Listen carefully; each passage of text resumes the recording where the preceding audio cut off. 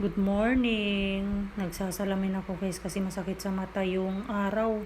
Maglalakad tayo dyan sa park. Después al caminada, pan, huevos, y kape.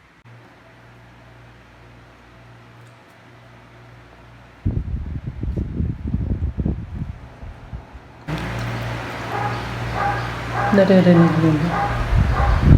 Ang ingay ng background ko. May electric fan. May aso tumatahol.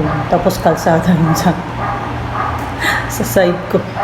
Hindi ko na kailangan ng background music.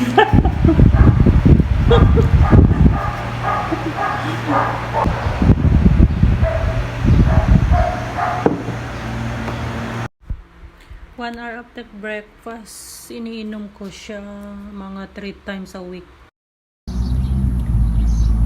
After 22 days. Yan yung green onion.